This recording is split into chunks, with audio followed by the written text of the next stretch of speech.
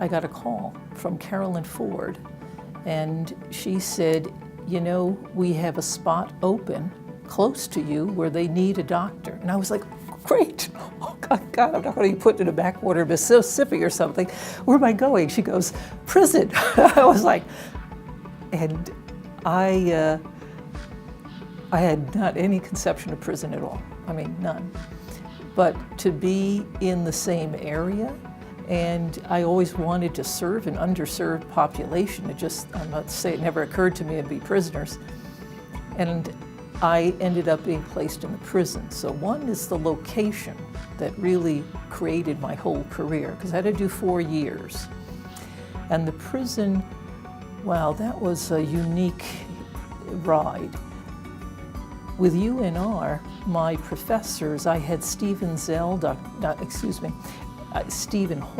Dr. Stephen Hall, who was an oncologist, Fred McIntosh, who was an oncologist, and they were some of my first attendings that made an impression on me. I end up in the prison, and I have all these cancer people, and nobody knew what to do with them. And I would call up Dr. Hall and Dr.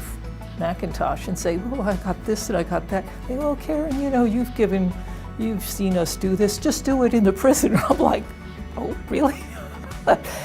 And bizarrely, the first year I was there, I got a nurse who was a chemo-certified nurse, which is unbelievably rare, to end up in a prison. That the two of us would end up in prison in the 80s.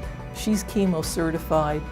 I had been, you know, taught chemotherapy and oncology under Hall and McIntosh, and they initially were like, okay, this guy has XYZ, do this, do intrathecal chemo, spinal, and then chemo. I was like, holy moly. But I did all the chemo. So for 30 years, I did all the chemotherapy in the prison system. And I ultimately ended up sitting on the Carson Tahoe Hospital, you know, physician advisory board for the cancer. UNR had these sort of interesting little facets that enabled me to be that type of doctor.